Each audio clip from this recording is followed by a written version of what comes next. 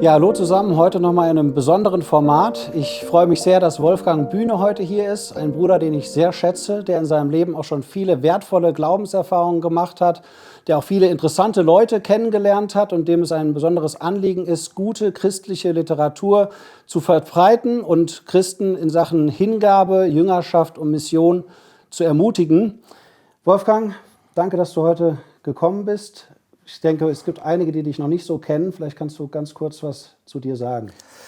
Ja, das will ich versuchen. Also, mein Name wurde schon genannt. Ich heiße Wolfgang, bin in Schwelm aufgewachsen in der Nachkriegszeit 1946. Bin also 77 Jahre alt inzwischen. Mit ungefähr 15, 16 Jahren bin ich zum Glauben gekommen. Das ist eine lange Geschichte. Und mit 20 Jahren hat der Herr mich eindeutig geführt in eine evangelistische Kinder- und Jugendarbeit, mit der ich überhaupt nicht gerechnet habe, sondern ich bin da wirklich reingeplumpst oder geführt worden. Du hast ja eine Autobiografie geschrieben, eine sehr interessante. Ich pfeife auf deine Frömmigkeit. Und in dem Buch werden ja sehr viele Begegnungen auch beschrieben, die du im Laufe deines Lebens gehabt hast. Ich liebe ja Biografien, gute Biografien über Männer oder Frauen Gottes. Aber es ist natürlich noch was ganz anderes, wenn man Leute wirklich persönlich kennenlernt, wenn man Vorbilder vor sich hat, mit denen reden kann, die kennenlernen kann. Welche Menschen haben dein Leben im Wesentlichen so geprägt, mit denen du dich auch mal unterhalten konntest, die du irgendwann mal getroffen hast? Ja, erlaube eine Zwischenfrage. Du hast das Buch da erwähnt. Was hast du dir bei der Pfeife gedacht auf dem Buch? Das interessiert mich. Also zuerst hatte ich gedacht, ja gut, das ist ein Schiedsrichter, das ist jemand, der versucht anzugeben, wo es lang geht. Ja? Das ist interessant. Also ich wollte mit dem Buch, wenigstens ist es mein Wunsch, nicht angeben, Ja. sondern kommt auch überhaupt nicht so durch. Mich selbst anpfeifen und auch gerade die Situationen schildern, wo ich angepfiffen wurde, mit Recht. Ja. Und das ist also nicht, dass ich andere hier anpfeifen möchte, ihre Frömmigkeit in Frage stellen möchte, sondern ich möchte, dass meine Frömmigkeit auch unter die Lupe genommen wird und versuche dann auch so ehrlich wie möglich zu sein. So kommt es auch definitiv rüber. Das nur nebenbei. Ja, gut. Okay. Und welche Personen haben dein Leben im Wesentlichen so geprägt, die du kennengelernt hast? Ja, das ist schwierig zu sagen. Das sind so viele Menschen. Und ich habe schon überlegt, wenn ich da jetzt einige rauspicke, da tue ich anderen wahrscheinlich weh, weil ich die vergesse zu erwähnen. Natürlich, meine Eltern waren vorbildliche Christen. Aber als junger Mensch, da pfeift man was aus dessen Frömmigkeit. Die lernt man erst im Alter schätzen. Die haben sicher einen Einfluss auf mich gehabt. Aber ich muss sagen, ich bin in einer sehr traditionellen und auch ein bisschen gesetzten Gemeinde aufgewachsen, sehr konservativ. Und die Frömmigkeit, die ich da gesehen habe, die hat mich nicht unbedingt angezogen. Aber ich hatte nicht den Mut auszusteigen, sondern habe dann versucht, ein Doppelleben zu leben, von dem meine Eltern nichts ahnten. Und das fing dann abends nach 10 Uhr an, ging dann meist bis Mitternacht oder 1, 2 Uhr. Ein paar Freunde auch aus der Gemeinde, aus der Versammlung waren dabei. Sonntags saßen wir dann mit der Bibel anständig frisiert, Bibel unterm Arm in der Gemeinde, haben fröhlich die Lieder gesungen. Wussten ja alles von klein auf, Sonntagsschule, Versammlungsstunden und so weiter. Aber es hat unser Leben überhaupt nicht berührt. Das war wirklich ein Doppelleben. Ich habe nie gezweifelt, dass es Gott gibt, aber dass man Gott lieben könnte, den Herrn lieben könnte, das war für mich undenkbar. Aber was hat dann den Wendepunkt gebracht, dass du irgendwann aufgewacht bist und gesehen hast, hey, es gibt mehr, es gibt wahre Liebe zum Herrn, es gibt wahre Hingabe, es gibt Leute, die ansprechend predigen vielleicht oder Ähnliches. Ja, da war einmal ein Walter Weise, ein Evangelist aus den USA, den hatte ich da in den Schweizer Jugendlager kennengelernt. Da müsste ich eigentlich von erzählen. Der war so der Erste, der mir eine Ahnung davon verschafft hat, dass Christsein eine unwahrscheinlich attraktive, schöne Sache sein müsste. Wenn der abends gesungen hat, oh, es ist herrlich, mit Jesus zu gehen, ja, auf dem Wege des Lebens ist schön, dann rollten ihm, war ein älterer Herr schon, die Tränen übers Gesicht. Und das war bei dem echt, das war nicht gespielt. Und da sah ich zum ersten Mal einen Menschen, der von Christus ergriffen war. Das hat mir eine Ahnung gegeben. Aber dann mit 15 Jahren etwa, ich war in der Lehre, ich bin schon mit 13 Jahren, ich musste Drogist werden. weil wir eine Drogerie hatten und ich war allein übrig geblieben, um die vielleicht mal zu übernehmen. Und hatte dann einen ganz brutalen Chef und 3 Jahre lang jeden Tag in die Lehre zu fahren nach Wuppertal-Langerfeld. Das war für mich wirklich ein Grauen, das kann ich keinem vermitteln. Wie kann man das nur aushalten, einen Tag und dann eine Woche, einen Monat, 3 Jahre? Das hat mich fertig gemacht, aber Gott hat diesen Menschen, den ich gehasst habe, gebraucht, um mich auf die Knie zu bringen. Da habe ich viele Dinge gelernt, die ich bisher nicht gelernt hatte. Auch ein echtes Gebet zu sprechen. Herr Jesus, schenk doch, dass diesem unmöglichen Kerl mal eine Lampe am Kopf fällt, dass der ein paar Wochen ins Krankenhaus kommt. Ich kann den Mann nicht mehr sehen. Ich halte es hier nicht aus. Und was passiert? Der hat gnädigerweise die Gebete nicht erhört, sondern ich musste 3 Jahre aushalten. Aber, jetzt kommt das Entscheidende, ich musste immer mit der Straßenbahn zur Lehre fahren nach Wuppertal-Langerfeld und stellte mich beim Regen unter in einer Buchhandlung. Da war ein kleiner Eingang, da waren Bücher ausgestellt, keine christliche Buchhandlung. Aber da stand dann in der Regenszeit im Frühjahr, in Schwelm hat es dann viel geregnet, ein Buch, und zwar das hier von Johannes Busch, ein Botschafter Jesu Christi. Das ist übrigens die Originalausgabe und du kannst sehen. Gut benutzt. Ja, die habe ich ja noch nicht verschlungen, sondern ich sah die erst mal nur eine ganze Reihe von Tagen da. Jeden Morgen, wenn es geregnet hat, sah ich diesen Glatzkopf, das einzig christliche Buch, dort in diesem Schaufenster. Und nach 1, 2 Wochen, dann entsteht so eine Beziehung, dieser Glatzkopf. Wer ist das? Johannes Busch, nie gehört. Wilhelm Busch als Autor. Dann ein Botschafter Jesu Christi, sollte eigentlich uninteressant sein für mich. Aber der guckte mich so ernst an und irgendwie interessant, sodass man sich schon morgens so ein bisschen zuwinkte und grüßte. Und als meine Mutter mich fragte, hör mal, du hast jetzt bald im Mai Geburtstag, hast du irgendeinen Wunsch, kann ich dir was schenken? Da habe ich gesagt, Mama, ich habe den Kerl jetzt wochenlang da im Schaufenster gesehen. Ich möchte mal gerne wissen, was hinter dieser Glatze steckt. Schenk mir das Buch. Das hat sie mit großer Freude getan. Und dann habe ich zum ersten Mal ein wirklich christliches Buch gelesen, ein Lebensbild, das dermaßen glaubwürdig, attraktiv, schön, ein Familienleben, was Wilhelm Busch, der ältere Bruder von Johannes Busch ist 1956 heimgegangen, nach seinem Tod, nach seinem Heimgang geschrieben hat. Und das war für mich eine Art Christsein, auch als Familie und auch als Geschwister, als leibliche Geschwister. Das war traumhaft. Ich habe dann mit geklauten Geld mir alle Bücher von Johannes Busch gekauft. Damals waren es das 3, 4 Stück. Stille Gespräche, da habe ich fast auswendig gelernt. Das hat mich sehr geprägt und andere auch. Und dann habe ich gedacht, naja, vielleicht hat der Wilhelm Busch auch noch andere gute Bücher geschrieben. Und dann merkte ich, dass das ein ganz begnadeter Schriftsteller war und viel erlebt hat.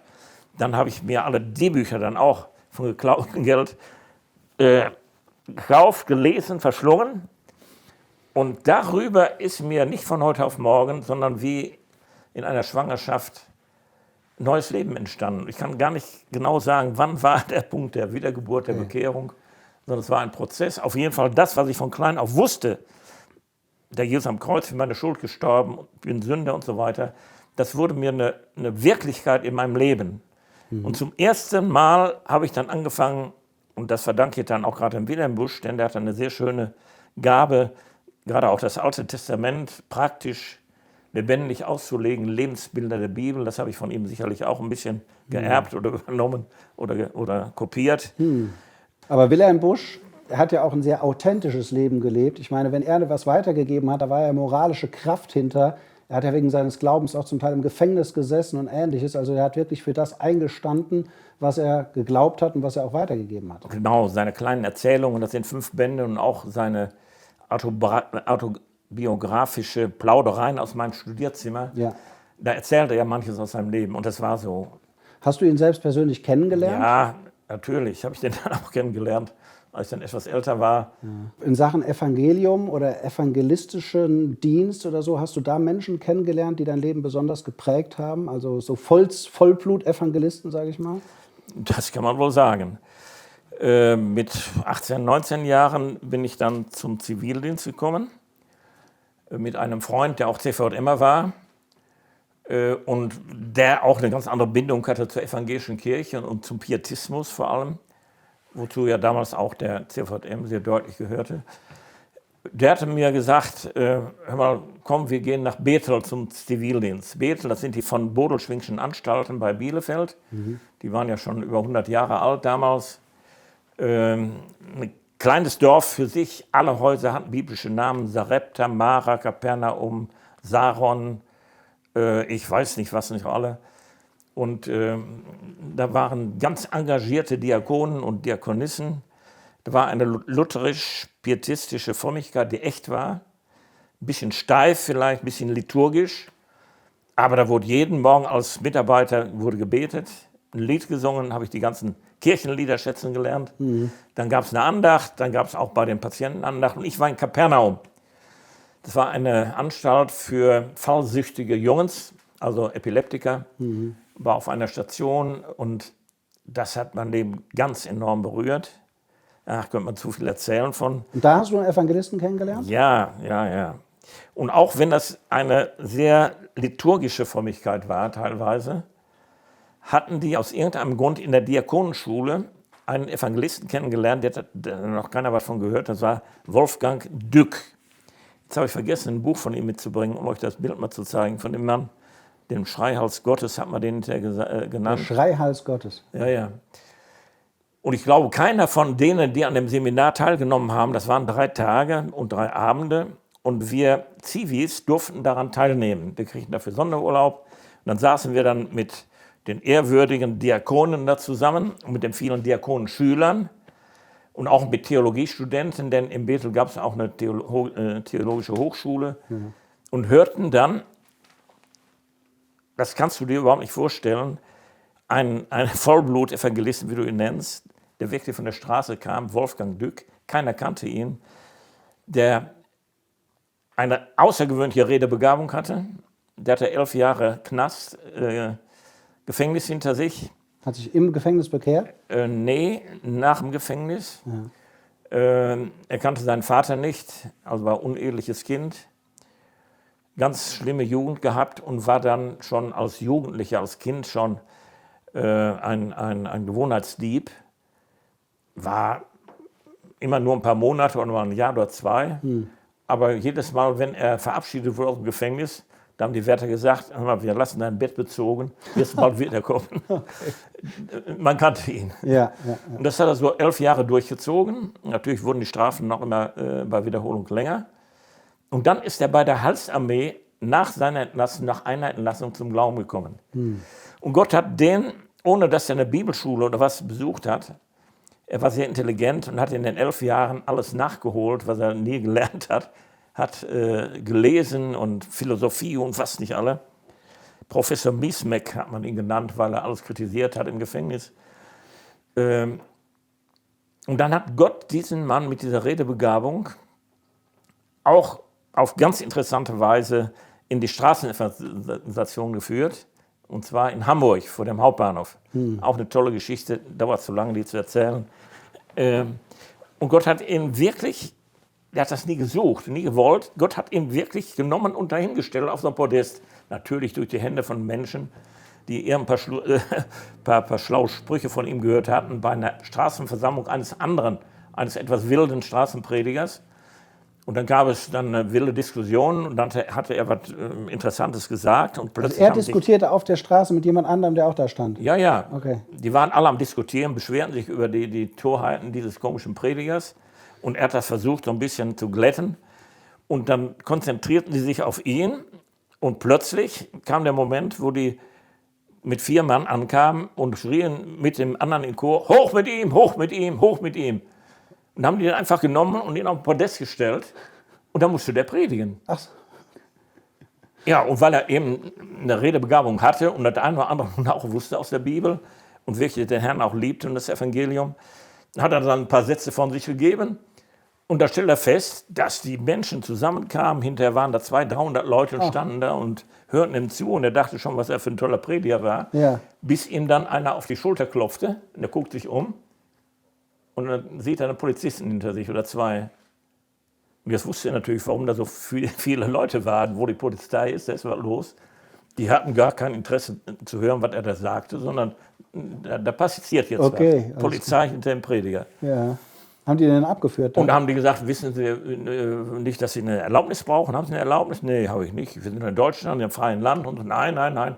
Bei bestimmten Versammlungen über so und so viele Leute muss man das genehmigen lassen. Naja, gut. So, dann haben die gesagt, entlassen Sie bitte die Leute. Ja, und dann hat er gesagt, komm hier, wir sind nicht im Wilden Westen und so weiter. Wollen wir uns auch dran halten? Also einen schönen Abend, vielleicht sehen wir uns mal wieder. Und die Leute gingen nicht. Die fanden das so interessant und spannend. Und dann, nachdem er es ein paar Mal versucht hat und die Leute einfach stehen blieben und die Polizisten auch nicht mehr wussten was, dann haben die ihm gesagt, komm, dann fahren wir sie in der Minna, so nannte man damals die Polizeiautos, nach Hause. Dann werden die sich schon zerstreuen. Naja, und dann ist er dann ganz stolz in die Minna gestiegen und hat dann gesagt, zum ersten Mal wurde ich nicht ins Gefängnis gefahren, sondern nach Hause. Kutschiert. Aber die Leute kamen an, klopften an die Türen und Fenster. Sind Sie verhaftet? Sind Sie verhaftet? Ah, nein, sagte er, ich werde nur nach Hause gefahren. Naja, und von da an hat er, ich glaube 2 oder 3 Jahre, ich weiß nicht ganz genau, jeden Samstagabend um eine bestimmte Uhrzeit vor dem Hamburger Hauptbahnhof gepredigt. Wow. Das war seine Ausbildung da. Und dadurch sind auch Menschen angesprochen worden? Ja, natürlich. Sehr schön. Und dann wurde er auch bald vollzeitig Evangelist beim CVM zunächst. Und das hat uns da, die wir da saßen und zum ersten Mal so etwas hörten, auch wir evangelisiert. Und wie er nicht nur auf der Straße war, der fing morgens an in den Schulen, nachmittags versuchte er dann auf die Straße zu kommen und abends, nachts in den Diskotheken und so weiter.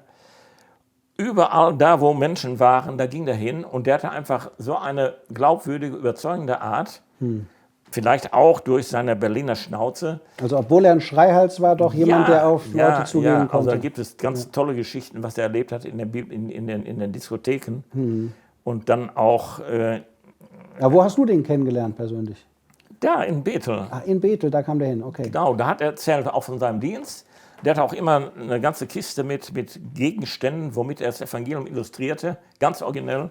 Las jeden Morgen die Bildzeitung von vorne bis hinten, damit er weiß, was die Leute lesen, damit er reden kann über die Themen, die dran sind. Ja. Das war für mich unmöglich, sowas. Bildzeitung liest man doch nicht als Christ. Ne? Naja, und der hatte eine außergewöhnliche Begabung, auch Mut, dahin zu gehen, wo sonst keiner hingeht. Und da ist mir zum ersten Mal vorgelebt worden, was es bedeutet, in der heutigen Zeit zu evangelisieren. Ja. Nicht warten, dass die Menschen kommen, sondern zu den Menschen hin. Und da, wo sie sind, ob das jetzt eine Kneipe ist, Gefängnis ist, Bordell ist oder KSC-Stadion, 20.000 Leute, darf ich 1 Minute in der Halbzeitpause predigen, hat sie so lange genervt, bis sie sagen, gut, 1 Minute, wir gucken auf die Uhr. Nach einer Minute das Evangelium verkündigt, den Amen gesagt. Wunderbar. Und der verstand es dann auch, ganz geballt eine Botschaft zu bringen. Natürlich sind da nicht 2000 Leute zum Glauben gekommen. Nein, aber das bleibt ja hängen. Das ist ja was. Der hat auch nie aufgerufen, jetzt sich zu bekehren oder so, sondern der wollte, dass die Bibel gelesen wird, dass das Evangelium verstanden wird und dass man sich da intensiv beschäftigt. Deswegen hatte der Evangelisationen, die dauerten 2 oder 3 Wochen nach Möglichkeit im CVM. Das ist interessant. Das ist heute, wo gibt es noch sowas? Also, ja.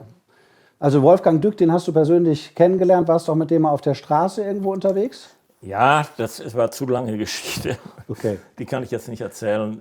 Ich habe dann einige Jahre bis zu seinem Heimgang mit ihm zusammengearbeitet, habe ihm ein bisschen geholfen, was Literatur betrifft. Aber der Mann war insofern für mich besonders wichtig, weil er überall, wo er hinkam, hat er 2 Bücher vorgestellt. Und zwar, damals sahen diese Bücher so aus: Denk an deine Zukunft, William McDonald, ja. Und Wahre Jüngerschaft. Das ist bekannter, ne? Das erkennt man heute gar nicht mehr wieder, das sieht ja ganz anders aus. Und das hat der so angepriesen, also wie so ein Fischmarktverkäufer, daraus zitiert, da fielen dann Namen wie Jim Elliot, aber auch Namen, die mir aus Gemeindekreisen bekannt waren, Macintosh und Grant und Kelly und dergleichen mehr. Und solche provozierenden Sätze hat er vorgelesen über Jüngerschaft. Aus den Büchern von diesen Leuten. Genau. Und hat dann auch das Thema Jüngerschaft behandelt. Und das war für mich total neu, denn das Thema war gar nicht bekannt in unseren Kreisen. Jüngerschaft, was ist das überhaupt? Und Kapitel über Jüngerschaft, wie die Bergpredigt und Lukas 8, 9, 10, das wurde sehr, sehr suspekt betrachtet oder, naja, Hingabe, Umgang mit Geld, mit Zeit und diese Dinge. Und das war genau das, was mich fasziniert hatte, auch im Neuen Testament und das, was Wilhelm und Johannes Busch ja vorgelebt hatten. Und das hat er mit solch einer Begeisterung vorgetragen, dass ich beide Bücher gelesen habe und nicht nur gelesen habe, ich habe die verschlungen, nachgeprüft und jetzt stand ein ganz neues Problem, dass dieser Mann, der wirklich das Prinzip der Nachfolge, den Herrn lieben, ihm gehorsam sein, ihm folgen, ihm ähnlich werden, so deutlich und so glaubwürdig dargelegt hat mit vielen Beispielen. Ich lernte dann auch viele Namen kennen, die ich erst viel später dann neu entdeckt habe, aber damals fielen sie schon, dass ich ein Problem hatte, weil dieser Mann, der nicht nur Jim Elliot zitierte oder andere bekannte Persönlichkeiten aus der Kirchengeschichte, sondern eben auch bewusst aus der Brüderbewegung, der sogenannten.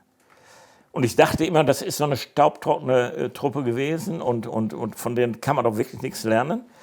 Aber dann habe ich angefangen, auch diese Bücher von diesen Autoren zu lesen und merkte, dass ich mich in meinem Urteil wirklich verlaufen hatte. Da gibt es richtig gute Und alte das Sachen. war dann eine Rolle rückwärts, dass ich auch wieder eine Beziehung bekam zur sogenannten Theologie, kann man ja gar nicht sagen, aber zu den Inhalten der Brüderbewegung. Und das verdanke ich dem William MacDonald, denn der kam aus der Brüderbewegung, aus einer auch durchaus engen, konsequenten Richtung der vielen Richtungen, die es damals gab. Und sein Steckenpferd war Jüngerschaft zu der Zeit, ne? Das war sein großes Thema. Und das Buch habe ich dann verbreitet in meiner Umgebung. Aus dem Zivildienst zurück nach Schwelm. Alle jungen Leute, die waren in der Versammlung und auch den älteren Brüdern, die waren ganz verblüfft, was die Bibel und auch der Herr und was dieser Macintosh, dieser McDonald, damals gab es die Fast-Food-Kette ja noch nicht, was der dazu zu schreiben hatte, über Reichtum, Umgang mit Geld. Da fielen die Namen Anthony Groves, Georg Müller und so weiter. Und das gab dann einen Sturm. Ja? Denn man hatte ja eine ganz andere Beziehung zum Reichtum, Das ist zu herausfordernd. Häusern, zu Autos, Zeiteinteilung. Und den William MacDonald hast du auch persönlich kennengelernt? Ja, das hätte ich nicht geträumt. Ich hätte auch nie geträumt, dass ich den Wilhelm Busch mal kennenlernen würde. Und dann kam irgendwann einmal der Tag in den 80er Jahren, wo Freunde aus München und Salzburg, Fred Colvin, Andreas Lindner, Alois Wagner und diese Brüder, die dort unten viel Straßenevangelisation gemacht hatten und viele Gemeinden entstanden sind, hatten ihn eingeladen zu einer Tour durch Deutschland. Und aus dann den USA kamen die in unser Haus, dann haben wir ihn kennengelernt, ganz persönlich. Und daraus ist eine Beziehung entstanden. Er war nicht nur einmal bei uns, sondern meine Frau und ich und unser ältester Sohn Michael wurden eingeladen, einmal eine Woche bei ihm zu sein. Dann haben wir ihn besucht und haben ihn dann kennengelernt. Am meisten beeindruckt von seiner Persönlichkeit, von dem, was du in seinem Leben so gesehen hast? Ja, das war ja für mich die große Überraschung. Wenn ein Mann solche Bücher schreibt, wie lebt er? Genau. Und er hat das gelebt, was er geschrieben hat. Nur Secondhand-Möbel, aber alles sauber, toll. Eine 2- oder 3-Zimmer-Wohnung, ganz schlicht. Der hat für uns gekocht. Er hat sein Schlafzimmer geräumt, dann konnte Ulla und ich konnten da übernachten. Unser Michael war, glaube ich, im Wohnzimmer untergebracht. Eine riesige Bibliothek natürlich im Wohnzimmer. Er hat uns selbst gekocht, er hat dann bei einem Freund übernachtet, hat uns die kleine Wohnung überlassen. Ganz schlicht, ganz sauber. Ein Mann, der total fröhlich war. Der war so natürlich, so echt, so humorvoll auch, so gottesfürchtig, bescheiden, demütig. Das war einfach traumhaft. Schön, sehr schön. Ja, es ist wunderbar, wenn das Leben hinter der Botschaft steht, dann hat das Kraft und Autorität. So ist es. Und dann kam der berüchtigte Tag, Manhattan, da dieser Einschlag der Flugzeuge. Da saßen wir zusammen beim Andreas Lindner in der Wohnung, hatten uns gerade ausgetauscht, auch über Bücher. Auf einmal geht das Radio an und da wurde genau berichtet, punktgenau von dem, was geschehen ist. Da sehe ich noch, wie er die Hände faltete und sagte, der Herr kommt bald. Das war für ihn das Zeichen. Ja, schön, schön. Das war so, glaube ich, unser letzte Begegnung. Ich glaube fast, das war so. Ja. Ich kann mich aber irren. Du hast doch mal Beziehungen nach Indien gehabt, beziehungsweise hast auch da mal irgendwann jemanden kennengelernt, der dein Leben geprägt hat, hast du mir mal erzählt? Ja, den hätte ich eigentlich schon in Bethel kennenlernen können, denn der tauchte da auch ein paar Mal auf, aber kein Mensch kannte ihn und ahnte nicht, welch hoher Besuch da war. Das war ein Mann mit Namen Bhag Singh. Und wie kam ich nach Indien? Das ist auch eine Geschichte für sich.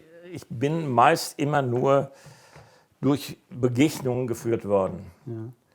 Ich habe die nie gesucht. Ich hätte nie einen Traum daran gedacht, mal nach China zu kommen oder nach Indien. Aber Gott hat Begegnungen geschenkt, öffnete sich eine Tür und dann bin ich gegangen und dann haben wir eine Menge erlebt. Und so war das dann auch mit Bhag Singh, auch eine lange Vorgeschichte. Ja. Die fing allerdings dann nicht in Indien an, sondern in der Schweiz.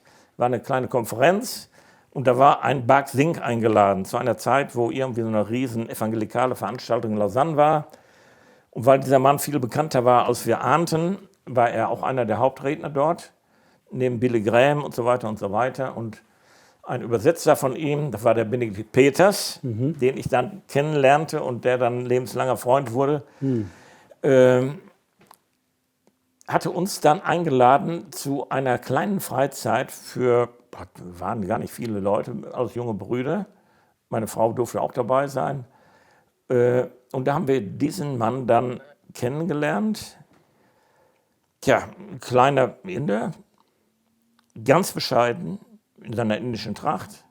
Wenn er predigte, zog er immer seine Schuhe aus. Heiliger Boden, sagte er. Ja.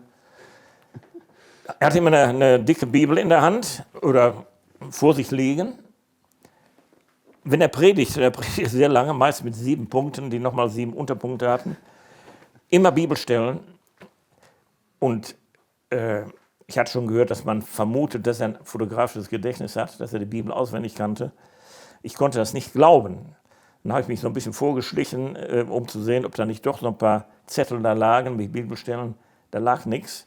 Der hat immer die Bibel in der Hand gehabt, aber er konnte alle Bibelstellen zitieren mit Stellenangabe. Also wahrscheinlich mit wenigen Ausnahmen, 1. Chroniker 1 und 2 wird er wahrscheinlich nicht auswendig gelernt haben. Kannte die Bibel auswendig. Okay. Aber nie damit angegeben oder so. Ja. Überhaupt nicht. Er war immer mit dem Team unterwegs, nie alleine. Man wusste auch nicht, ob er spricht. Es wurde nie Das ist angekündigt. interessant, ne? Normalerweise geht man davon aus, dass... Und wir haben uns dann immer geärgert, wenn einer seiner Mitarbeiter dann sprach. Wir dachten, ja, was haben die schon zu sagen, wenn dieser Kerl da sitzt. Ne? Ja. Und dann haben wir seine ersten Bücher gelesen und auch geholfen, die zu verbreiten. Und dann auch war er bei uns in der Nähe mal zu einer Konferenz, da haben wir ihn dann auch besser kennengelernt, auch seine Mitarbeiter, die alle hochbegabt waren auch, treue Leute waren. Dann haben wir dann aus seiner Lebensgeschichte gelernt, die wir dann ja auch veröffentlicht haben. Bhag Singh, die müsste hier auch irgendwo liegen. Ja. So sieht die heute aus. Und das war die ältere, die ich immer wieder gelesen habe. Was hat sein Leben wirklich gekennzeichnet? Was würdest du sagen? Was ist so ein Prädikat, das man über sein Leben schreiben Das ist könnte? ein Problem, da müsste ich wieder so viel erzählen. Aber er kam aus einer ganz hohen Kaste. Ja. Er war ein Sikh, ganz reiches Elternhaus, in England studiert, in den USA, zum Glauben gekommen, geprägt worden. Er war schon als Kind verheiratet. Seine Frau wartete auf ihn, seine Eltern warteten auf ihn, dass er die Firma übernehmen würde. Und jetzt kam er als Christ zurück und sein Vater hatte davon gehört, dass er Christ wurde und hat ihm dann gesagt, ja, das ist kein Problem, als Hindus sind wir tolerant. Ja, genau. Nur du musst deine Klappe halten, red nicht von Jesus. Das hat er abgelehnt. Und dann hat er abgelehnt, hat gesagt, Vater, das kann ich nicht, ich verdanke ihm mein ganzes Leben, ich kann ihm niemals das verschweigen. Um es kurz zu machen, seine Frau hat sich von ihm getrennt, die Eltern haben ihn zunächst mal enterbt, das haben sie hinterher zurückgenommen. Wollten nichts mehr mit ihm zu tun haben. Er war ausgestoßen. Das wenige Geld, was er mitgebracht hatte, hat er dem Vater gegeben. Und dann ist er losgezogen, praktisch barfuß so ungefähr, auf Sandalen natürlich. Und hat dann angefangen, ein Glaubensleben zu führen, zu evangelisieren. Und Gott hatte ihn in seine Schule genommen, bestimmte Prinzipien gezeigt, die er einhalten sollte. Nie um Geld betteln, nie Bedürfnisse veröffentlichen, nicht mal um eine Tasse Kaffee bitten, sondern alles von ihm zu erwarten. Nein, er hat gesagt, einverstanden, verstehe ich zwar nicht, aber ich möchte. Ein Leben in Abhängigkeit. Totale Abhängigkeit. Ja. Und das war so beeindruckend. Keine Reklame für Evangelisationen. Die machen wohl einen Umzug durch die Stadt mit Fahnen, Transparenten, Liedern und so weiter. Wurde nie angekündigt.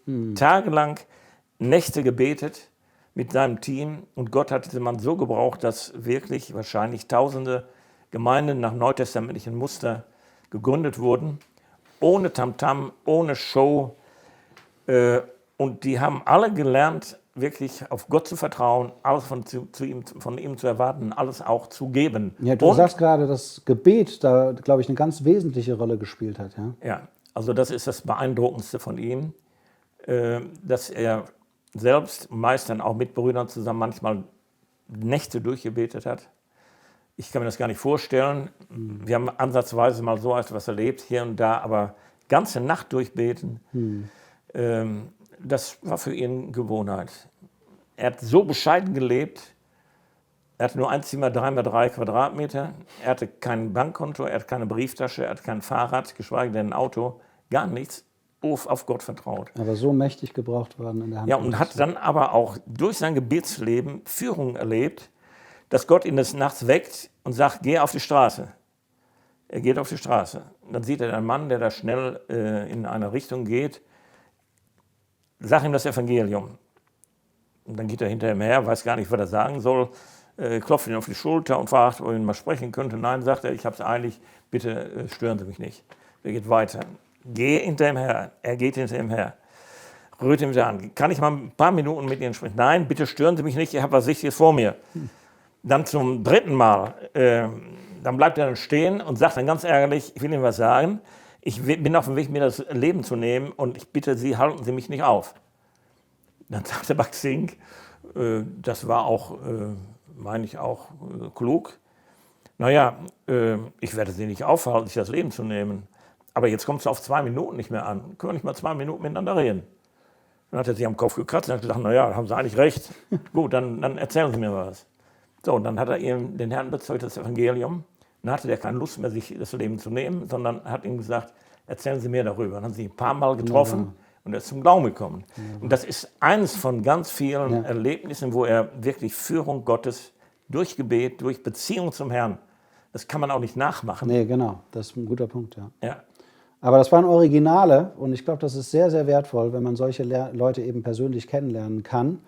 Wir werden uns auch das nächste Mal noch unterhalten über verschiedene Biografien und Lebensbilder, die Gott in verschiedener Hinsicht schon sehr, sehr segensreich benutzt hat. Aber schon mal ganz herzlichen Dank für diese Einblicke.